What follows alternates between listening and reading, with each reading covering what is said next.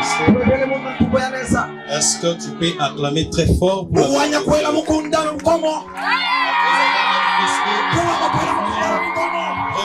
très fort pour la gloire de Dieu. Je suis le bienheureux au milieu de vous ce soir. Et je rends grâce à Dieu, maître des temps et des circonstances. Savez-vous que tout ce que nous sommes en train de voir avec vous a été déjà planifié depuis l'éternité? Il n'y a pas d'hasard devant notre Dieu. C'est pourquoi nous lui disons merci. Et ma reconnaissance va tout droit à notre Père qui m'a pris pour l'accompagner dans cette grande manifestation. C'est notre Père, l'apôtre Dr André Kachaka. Je suis dans sa suite. Et je dis sincèrement merci Père de m'avoir honoré. Je dis sincèrement merci à notre confrère et bien-aimé, le pasteur Belmondo, qui est l'organisateur de cette grande manifestation. Sans pour autant oublier tous les éminents hommes de Dieu que nous vous disons sincèrement merci parce que vous nous avez acceptés sur cette terre qui nous semble être étrangère. Alors nous disons merci à vous tous qui nous ont dévancés. Vous avez parlé, vous avez prêché. Et tous les prophètes qui ont prophétisé, nous vous disons sincèrement merci. Et sans pour autant vous oublier, vous, les héros du royaume, vous les hommes et femmes les plus forts et plus fortes, nous vous disons merci parce que vous êtes là pour écouter votre Père Céleste. Alors soyez bénis au nom de Jésus. J'ai dit soyez bénis au nom de Jésus. Soyez bénis au nom de Jésus. Alors avant de commencer et de faire lire quelques passages, j'ai besoin que vous vous teniez debout. Salut 5 à 6 personnes. Tu dois leur dire ceci. Aujourd'hui, le Saint-Esprit va faire quelque chose. Dites-les seulement, le Saint-Esprit va faire quelque chose dans ma vie. Dites-les que le Saint-Esprit va faire quelque chose dans ma vie. Dis-les très fort, salut 5 à 6 personnes.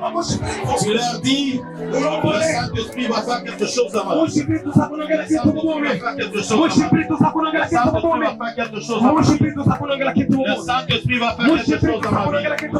Le Saint-Esprit va faire quelque chose dans ma vie. Fais-le très bien. Tu es libre. Si tu termines, tu dois dire avec moi Amen 3 fois au nom de Jésus-Christ. Dites Amen. Dites Amen. Dites Amen. Acclame maintenant fortement.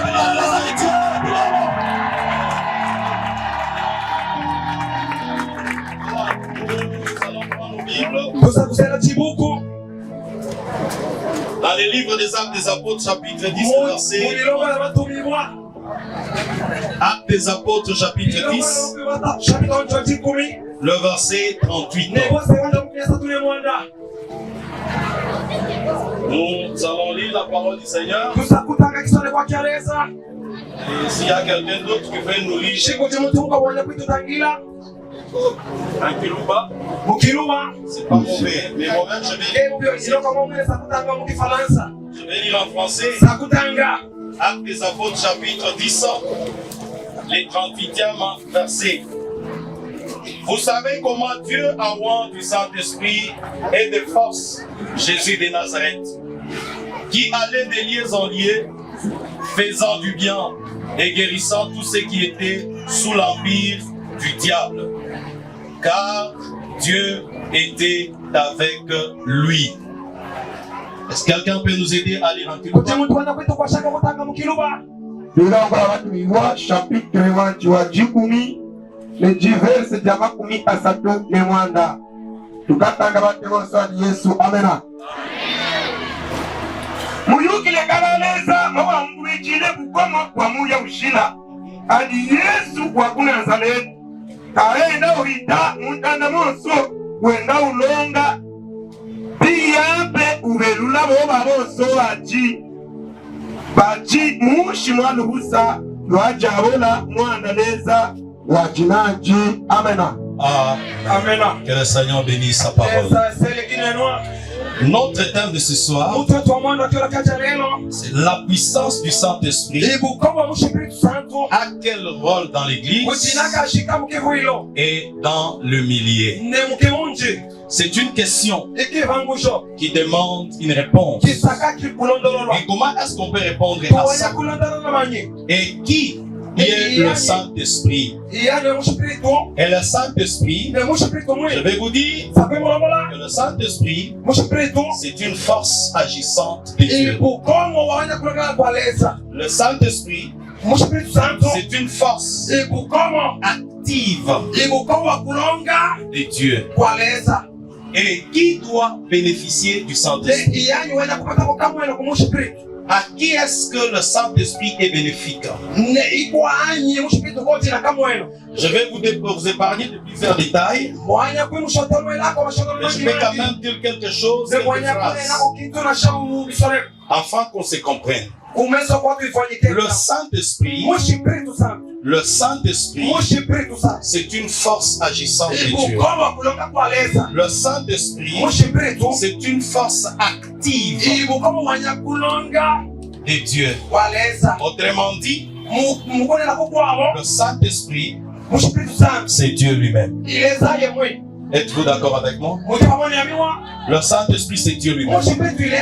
Et le Saint-Esprit n'est pas donné à tout le monde. C'est ce qu'on doit comprendre. Parce que le Saint-Esprit, c'est une promesse. Une promesse qui a été donnée pour tous ceux qui croiront, ceux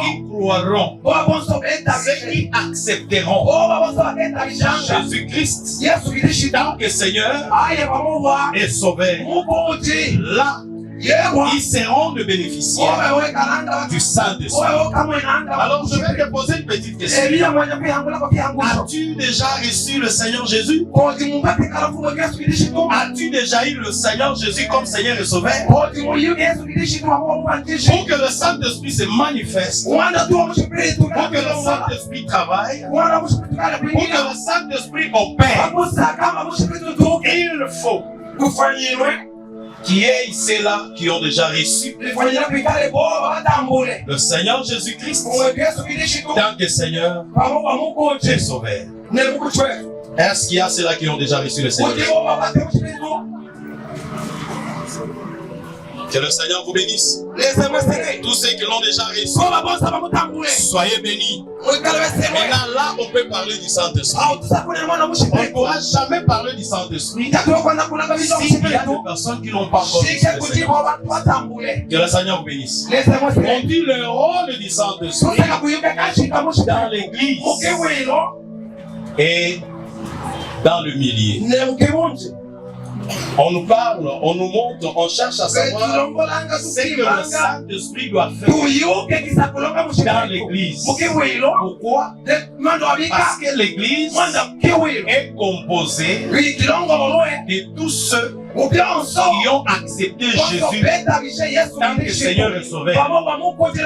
C'est là où l'église commence. L'église, ce n'est pas un groupuscule de gens qui se réunissent quelque part et là où ils sont, ils n'ont pas comme le maître principal Jésus-Christ. Pour dire que l'église, c'est là où Jésus-Christ est Seigneur.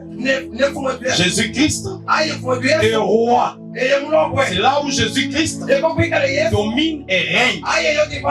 C'est ce qu'on appelle l'église. Alors l'église, ce n'est pas n'importe quoi. Non. L'église, c'est là où les gens qui ont accepté Jésus-Christ. Je peux encore aller très loin. L'église, ce ne sont pas des bancs. L'église, ce ne sont pas des planches. Ce n'est même pas la toiture. L'église, c'est là où Jésus-Christ règne. Et Jésus-Christ règne où? Jésus-Christ règne où? S'il règne dans ta vie, tu es une église. S'il règne en vous, vous êtes une église. Est-ce que le Seigneur bénisse? J'ai dit laisse que le Seigneur te bénisse. J'ai dit laisse que le Seigneur te bénisse. L'église, là où le Saint-Esprit doit jouer un grand rôle. J'ai 3 points importants qui doivent nous montrer le rôle du Saint-Esprit. La première des choses, c'est le rôle du Saint-Esprit dans l'église. Dans l'église, que fait le Saint-Esprit? Le Seigneur a dit ceci. Lorsque le consolateur sera venu, lorsqu'il viendra, qu'est-ce qu'il va faire du coup? Qui est l'église? La parole dit, lorsqu'il viendra, il va vous enseigner toutes choses. La première des choses, c'est que l'église fait, et c'est que le Saint-Esprit fait à l'église, c'est enseigner l'église. C'est enseigner l'église. Je n'ai pas mis à côté les dons. Quand à l'église il y a les dons, le Saint-Esprit peut agir par les dons. Mais le rôle principal que joue le Saint-Esprit, c'est d'enseigner. Pourquoi enseigner? Parce que vous devez connaître le Dieu que vous adorez. Vous devez connaître le Dieu que vous servez. Si vous le connaissez, tout ce que vous allez faire, vous allez le faire dans le nom. Faire selon ce que Dieu veut.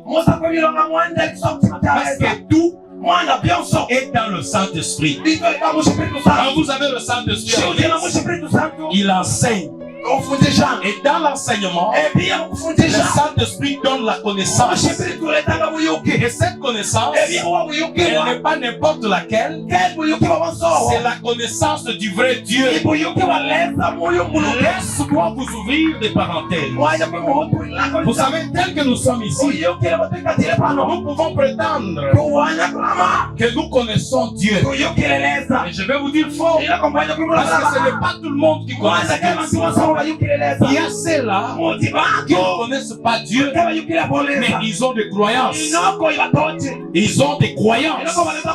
Mais cependant, nous avons 4 types de croyances. On peut partir. La première croyance, c'est-à-dire, c'est une croyance naturelle. C'est-à-dire, tu as une croyance naturelle. Tu peux prétendre connaître Dieu parce que tu vas des montagnes, parce que tu vois des eaux qui coulent, parce que tu vois les étoiles dans les airs, tu vois le soleil et la lune. Tu peux prétendre que le soleil est Dieu. C'est aussi une croyance. Tu peux prétendre que quand les étoiles brillent, ils nous transmettent des messages. Ça, c'est une croyance naturelle. Tu peux avoir une croyance. Écoutez, je vous donne un petit exemple. On peut prier pour toi en t'imposant les mains. Tu ne crois pas à l'imposition de mains tout simplement. Il faut seulement que cette prière soit accompagnée de quelque chose que tu vois. C'est une croyance naturelle. Alors, toi, tu veux toujours qu'on ajoute quelque chose à ce qu'on fait. On ajoute de l'eau. Parce que quand tu vois de l'eau, tu es sûr que je serai guéri.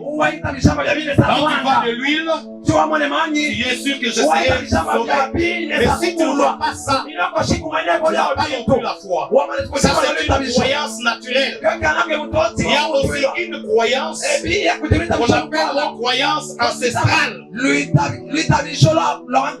Car tu peux dire, moi je crois dans tout ce que font nos ancêtres. Mais il y a des gens ici, ils n'agissent pas par le Saint-Esprit. Ce sont les esprits ancestraux qui travaillent en eux. Alors ils font ce qu'on appelle les rituels ancestrales. C'est aussi une croyance. Et la troisième croyance, c'est la croyance des Écritures. Et le Seigneur dit ceci, vous sondez les Écritures, sachant que vous pouvez avoir en elle la vie éternelle. Cependant, ces Écritures parlent de moi. C'est-à-dire, toi, tu peux prendre ces maladies.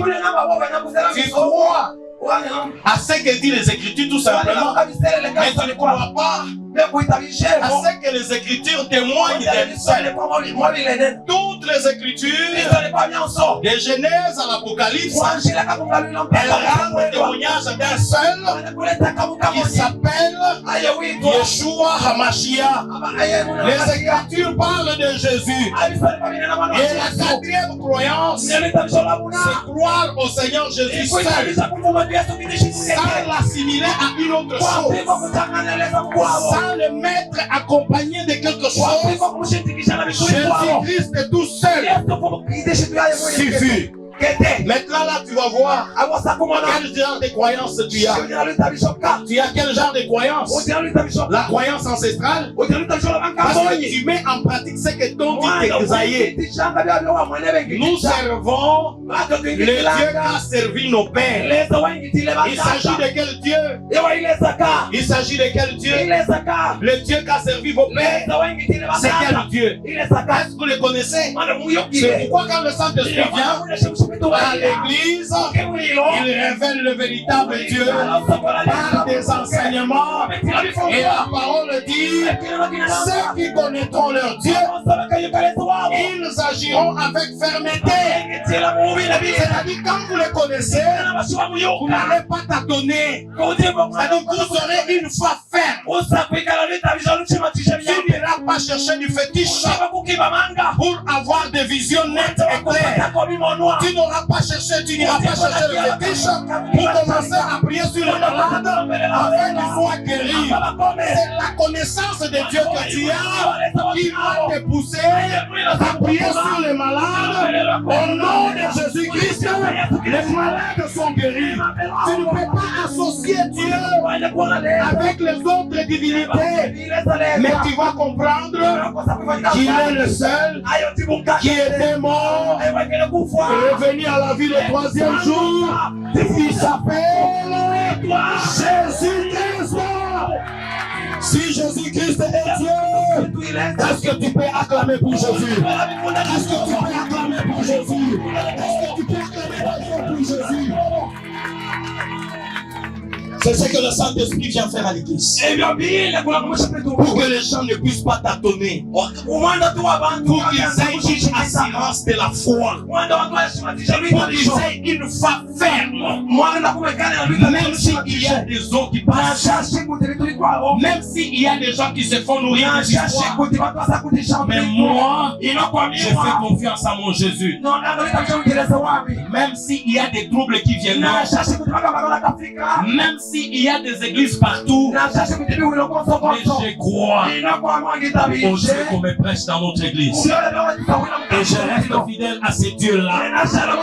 Et je reste scotché à ces dieux-là. Parce que ces dieux-là ne mentent jamais. Tous les autres dieux passeront.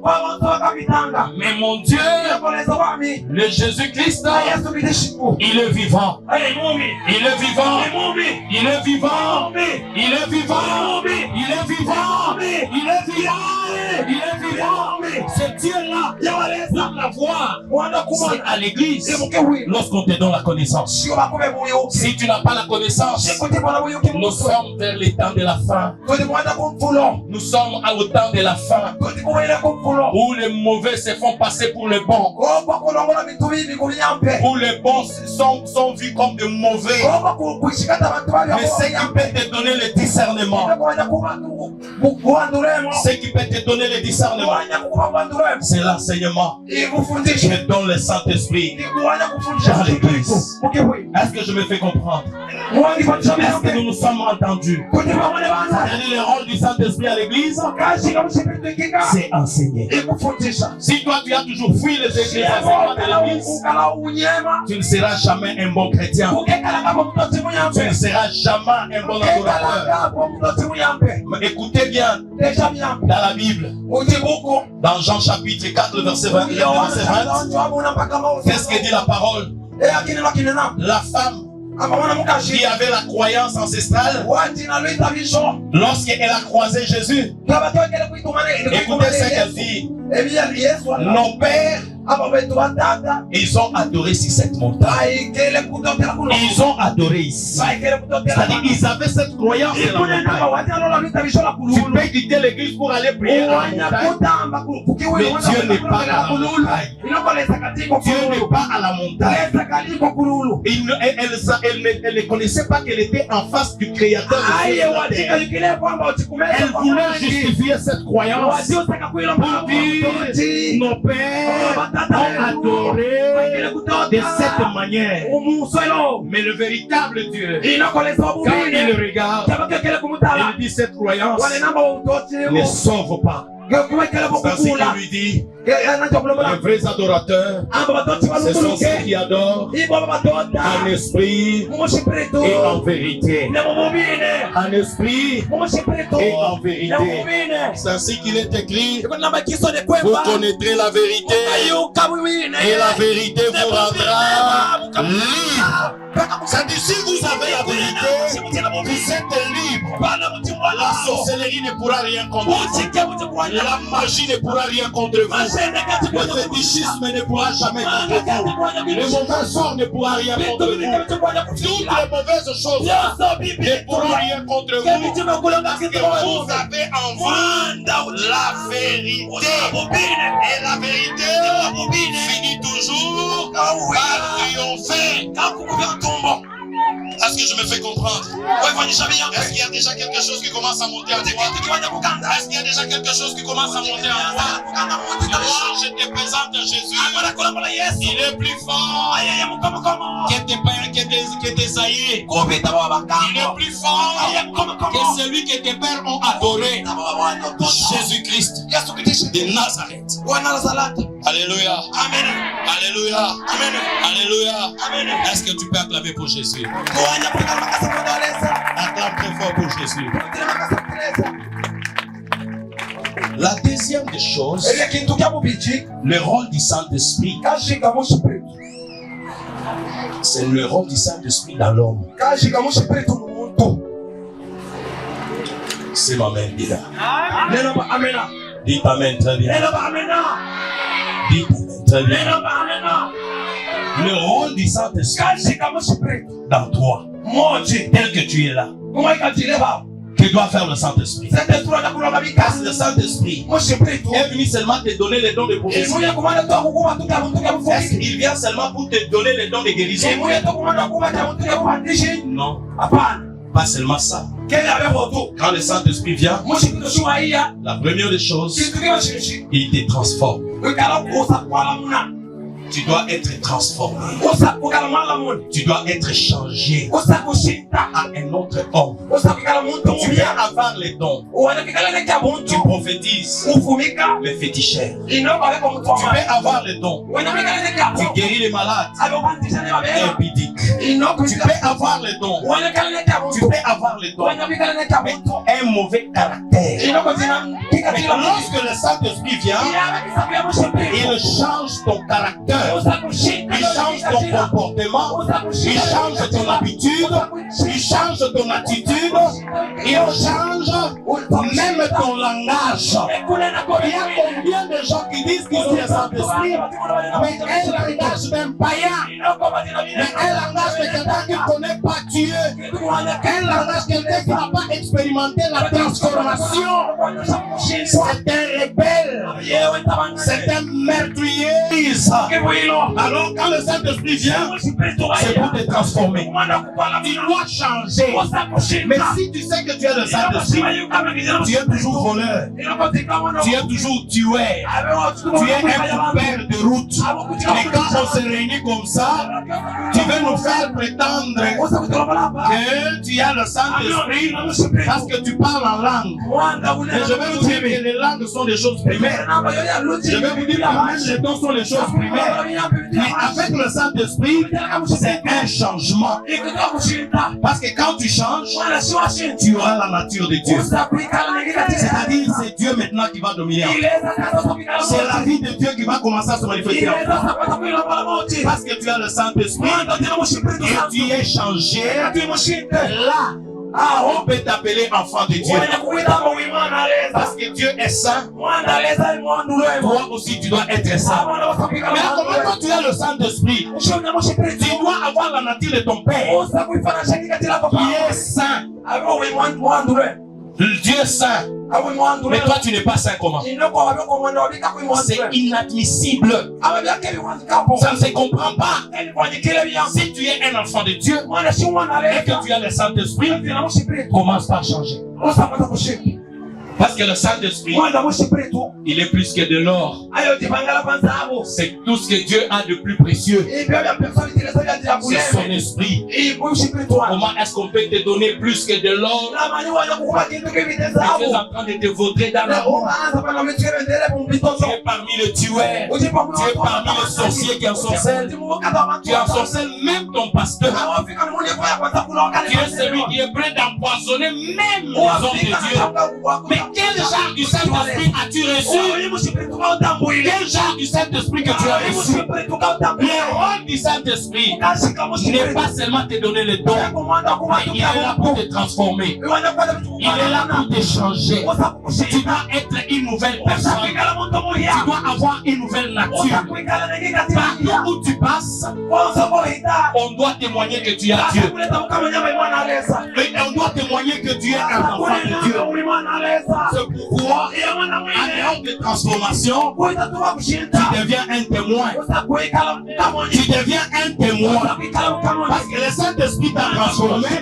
Tu es le témoin du brisement.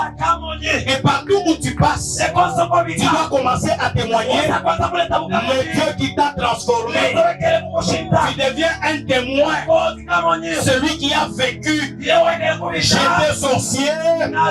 J'ai reçu Jésus. Il m'a donné le Saint-Esprit. La sorcellerie est partie. J'étais un féticheur.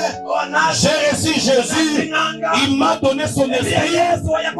Le fétichisme ne travaille plus non plus. Même si vous me cherchez chez le féticheur, sur les rangs de féticheurs, sur les rangées de féticheurs, vous ne verrez plus jamais mon nom. Parce que j'ai le Saint-Esprit. Je commence à témoigner Jésus. Je commence à témoigner Jésus. Après t'avoir transformé, le Saint-Esprit te rend un témoin ordinaire. Tu deviens un témoin. Tu commences à témoigner Christ. Si tu trouves quelqu'un qui te dit, moi avec cet état, je ne saurais pas. Dites-lui seulement, j'ai été aussi sorcier comme toi. Et quand j'ai reçu Jésus, j'ai changé. Les sorciers ont besoin du témoignage. Même certains problèmes ont besoin de témoignages. Donc tu dois témoigner celui en qui tu crois. Et quand tu le témoignes, même si la personne croyait que sa maladie était trop grande, même si la personne pensait que sa sorcellerie était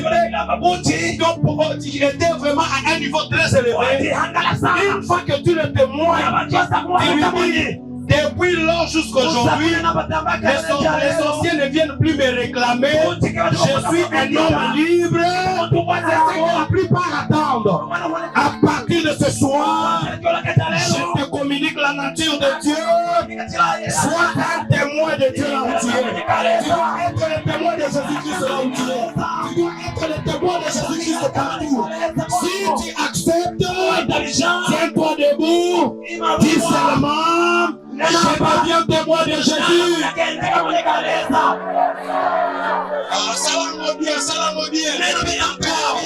Je suis le témoin. Tel que tu venais de le dire, dès que tu sors ici, commence à témoigner Jésus. Je dis dès que tu sors ici, commence à témoigner Jésus. Dès que tu quittes ici, commence à témoigner Jésus. Il y a des voisins qui ont besoin de ton témoignage. Il y a tes voisines qui ont besoin de ton témoignage. C'est ça le rôle du Saint-Esprit. Il ne te donne pas seulement le don. Le don doit être accompagné là où on a ton témoin de Jésus. Quand tu témoignes Jésus, le malade là est guéri. Celui qui était bloqué là, il est débloqué. Celui qui était ensorcelé là, l'ensorcellement termine sa course.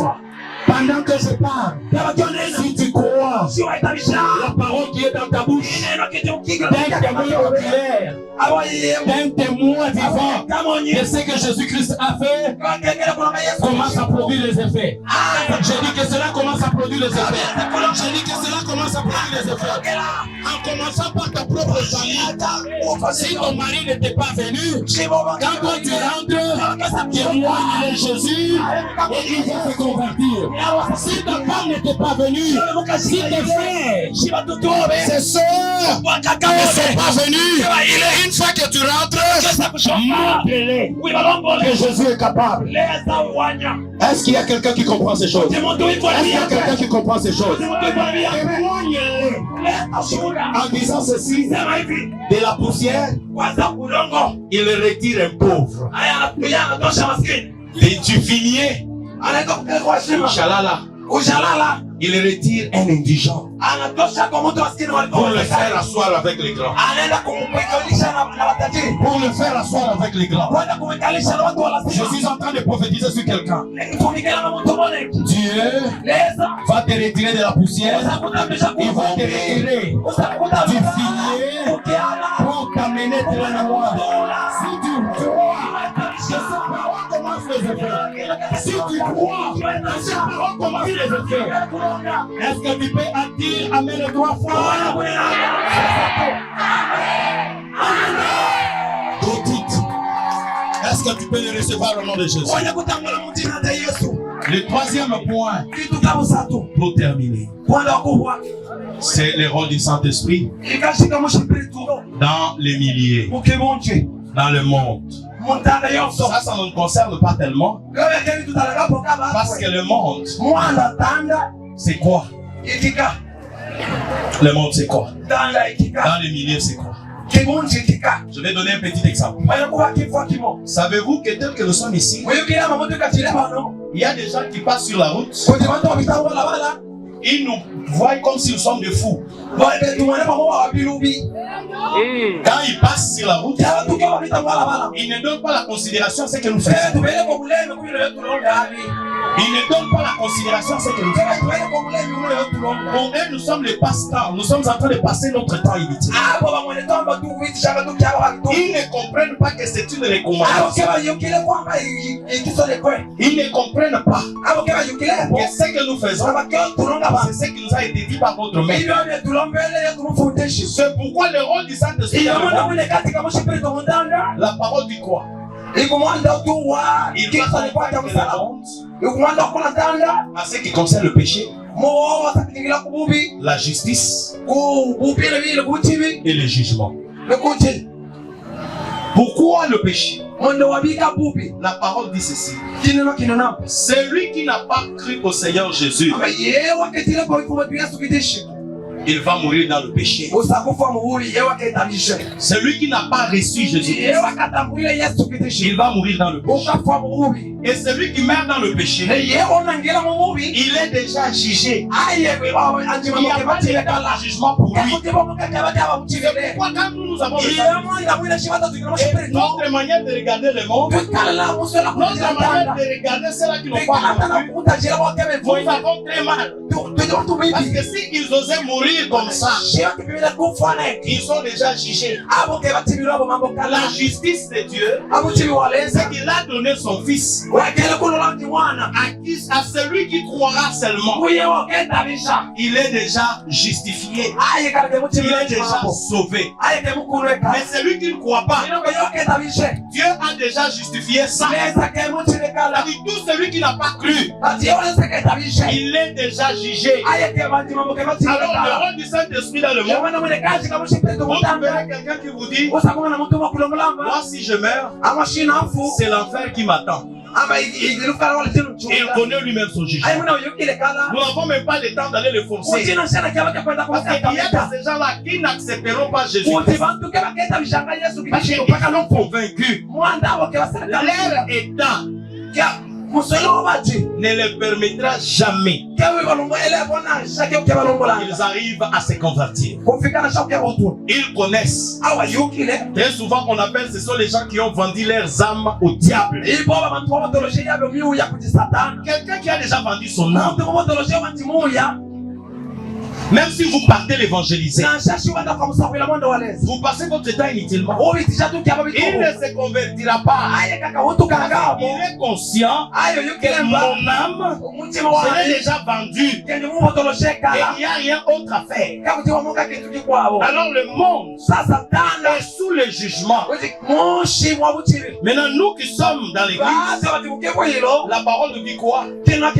Nous sommes dans le monde, mais nous ne sommes plus des servants. C'est pourquoi l'histoire du monde ne nous concerne pas. Dans les milliers, l'histoire ne nous concerne pas.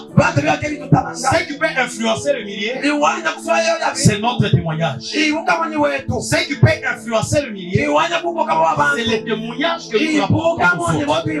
Est-ce que je me fais comprendre? Un dernier verset pour terminer. Matthieu 28, le verset 20.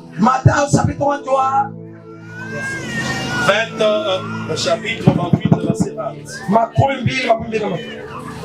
28, 20. Écoutez ce que dit la parole. J'aime ça.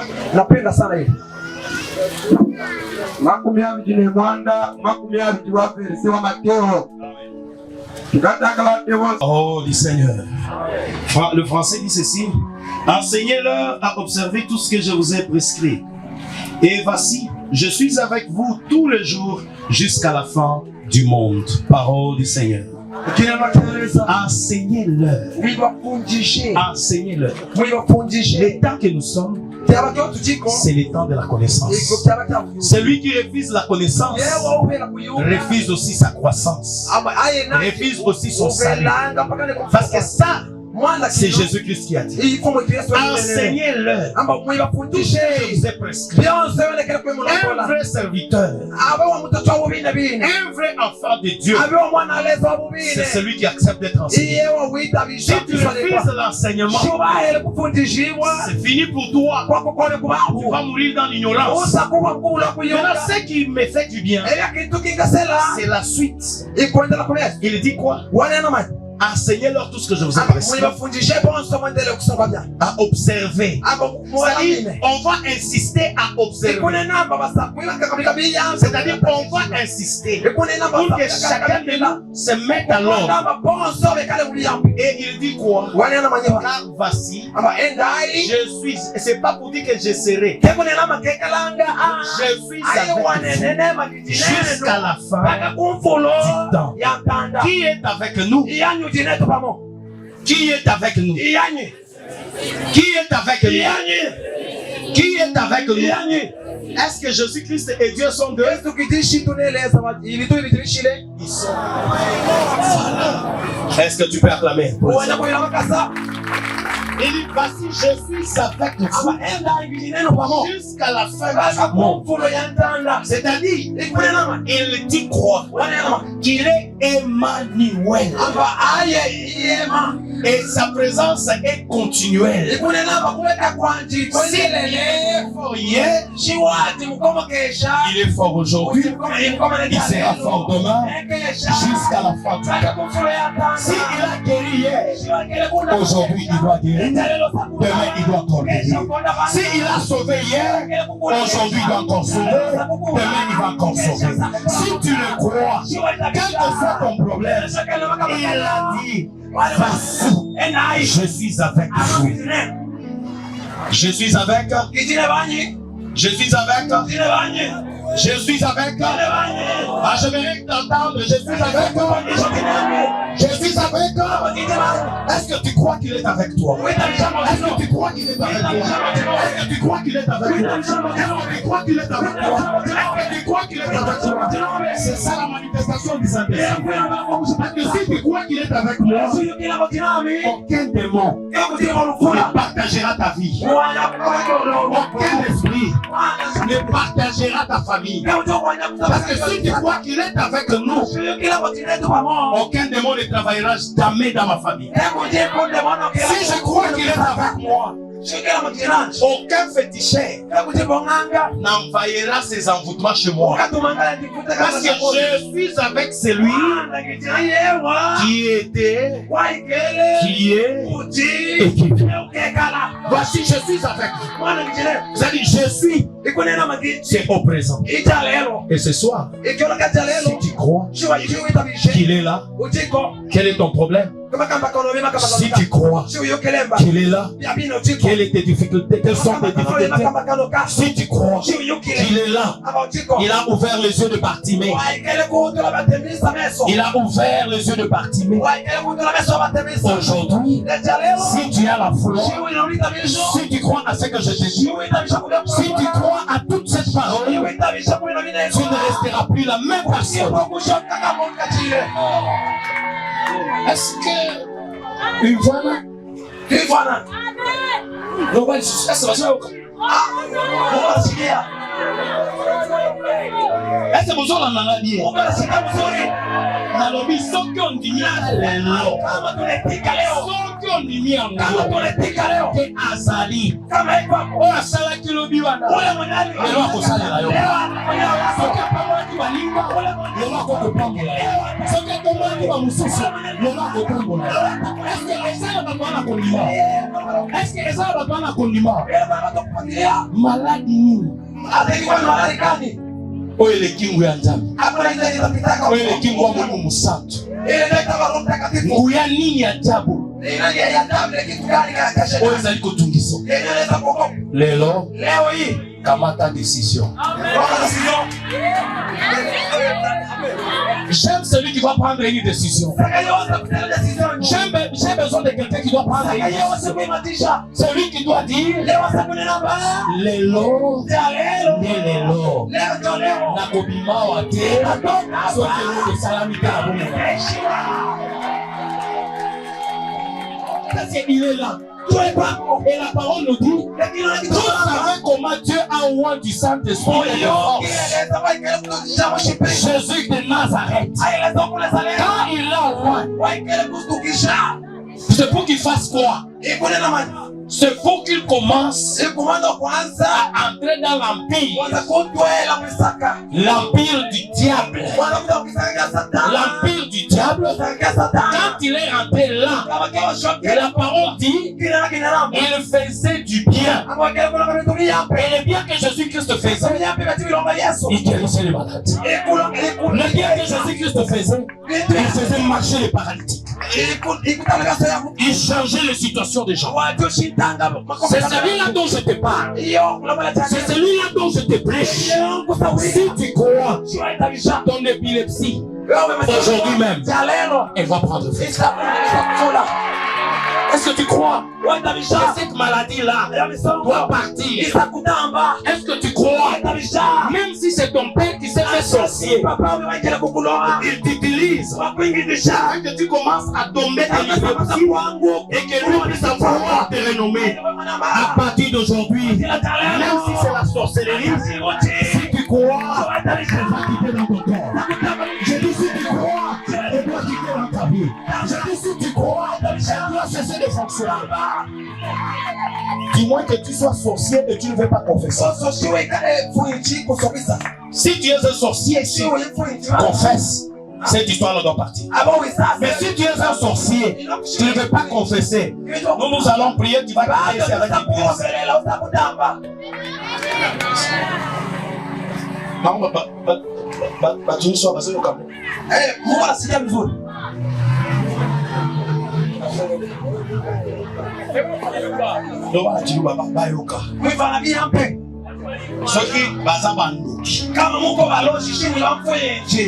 Cet esprit-là ne va pas partir. Mais si tu n'es pas sorcier, t'as ensorcelé. C'est un mauvais sort qu'on a chassé sur toi. C'est un mauvais sort qu'on a lancé sur toi. Si tu as la foi, cette histoire va partir. Est-ce que vous comprenez? Jésus-Christ faisait du bien. Et ce soir, il n'a pas changé. Il est le même. Il est présent. Il doit te faire du bien. Est-ce que tu crois à la bonté de Dieu? Est-ce que tu crois à la bonté de Dieu? Il venait délivrer tout ce qui était sous l'empire. Le diable, c'est un prince d'un royaume. Et il est un prince d'un royaume. Et dans son royaume, il a le pouvoir de fermer qui il veut. Il a le pouvoir d'empêcher qui il veut. Parce qu'il sait quoi le maître. Mais aujourd'hui, il y a un autre maître plus fort que lui. Il y a le plus fort que lui. J'ai dit, il y a le plus fort que lui. Est-ce que vous comprenez ça? Il y a le plus fort que lui. Le Jésus dont je te parle, il est plus fort que celui qui t'a lié dans la famille. J'ai dit, il est plus puissant que celui qui t'a empêché d'avancer. Il est plus fort que celui qui t'a renforcé. Il est plus fort que celui qui a jeté le mauvais sort. Jésus-Christ dont je te parle, il est tout puissant. S'il y a des puissants, lui il est tout puissant. S'il y a les forts, il est le plus fort. S'il y a des grands, il est le plus grand. Aujourd'hui, c'est Jésus-là doit se manifester dans ta vie. J'ai dit, il doit se manifester dans ta vie. J'ai dit, il doit se manifester dans ta vie. J'ai dit, il doit se manifester dans sa vie. Parce que le Jésus que je te prêche, il n'a pas changé. Si tu as seulement la foi, j'ai besoin de quelqu'un qui a décidé. J'ai besoin de quelqu'un qui a déjà pris une décision. Qui doit dire assez. Assez de tout ce qu'ils ont fait.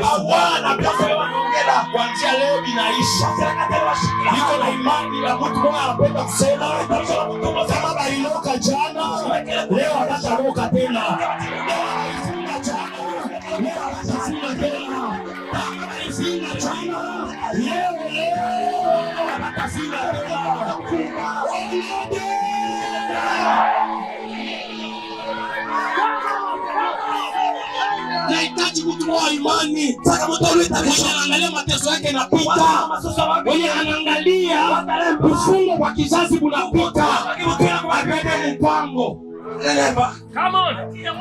Come on. Que la personne décide. Aseme leo. Kibao. Kubao. Aisha. Come on. Leo. Kubao. Leo tefili. Leo italelo. Sasa mama mwana. Sasa maneno. Mtu mmoja tu aseme. Mtu anene.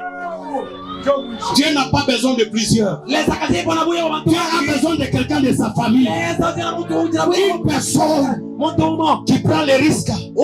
Et il dit, leo ikulu yangu aiondeke hapa kama siaona. Shika mwene.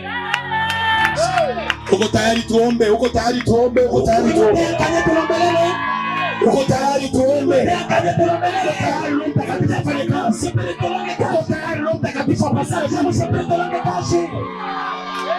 Na kumabibuyu tutapasuka. Na makamba mubifuno itakatika. Banyoka babubai batakufa. Bila kiboko bila bambaka maisha bantu batakufa. Onode! Onode!